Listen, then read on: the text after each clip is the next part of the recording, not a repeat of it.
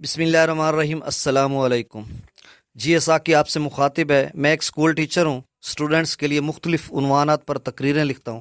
اس کے علاوہ تاریخ و تمدن، تہذیب و ثقافت اور تعلیمی سرگرمیوں کو بھی اپنے یوٹیوب چینل چشم ساکی پر شیئر کرتا ہوں۔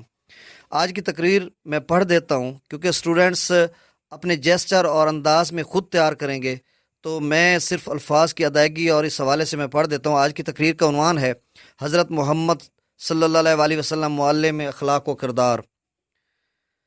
بسم اللہ الرحمن الرحیم۔ حضور آئے تو سر آفرینش پا گئی دنیا، حضور آئے تو سر آفرینش پا گئی دنیا، اندھیروں سے نکل کر روشنی میں آ گئی دنیا، ستے چہروں کا زنگ اترا، بجھے چہروں پہ نور آیا، حضور آئے تو انسانوں کو جینے کا شعور آیا۔ صدر ذی وقار، معزز اساتذہ کرام، مہمانان گرامی اور پیارے طالب علم ساتھیوں، السلام علیکم۔ آج میری تقریر کا عنوان ہے حضرت محمد صلی اللہ علیہ وسلم معلم اخلاق و کردار۔ جناب والا، اس کائنات ارضی کے عالم رنگ و بو میں جب ظلمت، شیطانیت، فسطائیت اور بت پرستی کا جادو سر چڑھ کر بول رہا تھا، عرب و عجم کے رگ و پے میں ہر جرم، ہر ظلم سرایت کر چکا تھا، ایسے میں فضل ربی اور رحمت الہیہ جوش میں آئی۔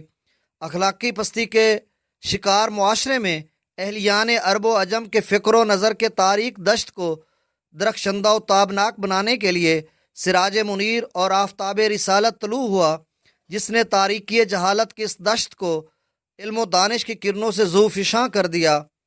انما بعثت معلما کے دائی میرے رسول، انما بعثت معلما کے دائی میرے رسول، جہان کل کے معلم و مربی میرے رسول۔ میرے آقا کریم علیہ السلام نے فرمایا، انما بعثت معلما، بے شک مجھے معلم بنا کر بھیجا گیا۔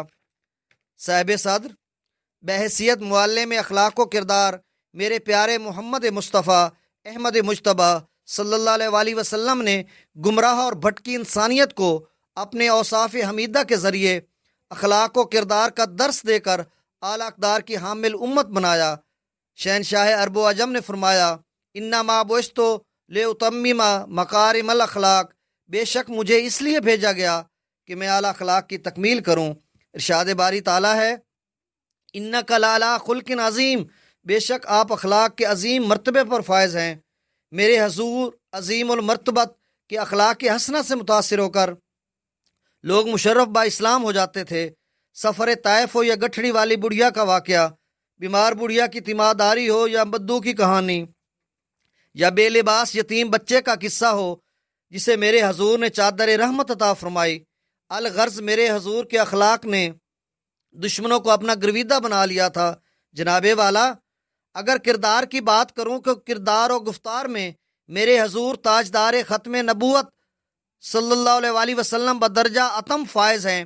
میرے معلم اعظم نے صفہ کے خستہ چبوترے پر بے سر و سمانی کے عالم میں اپنے اصحاب اور اپنے شاگردوں کی ایسی کردار سازی کی کہ غیر معمولی جرأت و بہادری سے انہوں نے رومی و ایرانی طاقتور سلطنتوں کے غرور خاک میں ملا دیے۔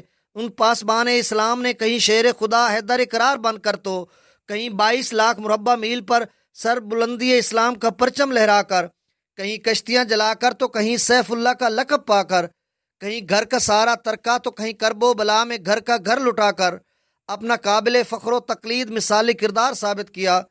صاحب صدر، مسلم امہ کو درپیش چیلنجز ہوں یا دھرتی پاک میں اخلاقی انحطاط، یہ سب کچھ دین سے دوری اور فکری گمراہی کی وجہ سے ہے۔ ہمارے معاشرے میں کرپشن، رشوت، دھونس دھاندلی، ہر جرم اور ہر ظلم پنپ رہا ہے۔ جھوٹ کی فراوانی اور سچ کا قحط ہے۔ اعلیٰ اقدار کی حامل قوم کس قدر اخلاقی پستی کا شکار ہو چکی ہے۔ صدر ذی احتشام، بحیثیت معلم اخلاق و کردار، حضور اکرم کی تعلیمات پر عمل پیرا ہو کر کمالات انسانی پر پہنچ کر ہم اپنی زندگیوں میں انقلاب لا کر مذکورہ مسائل کا خاتمہ کر سکتے ہیں۔ ارشاد ربانی ہے، لقد کان لکم فی رسول اللہ اسوۃ حسنہ، تمہارے لیے اللہ کے رسول میں ایک بہترین نمونہ ہے۔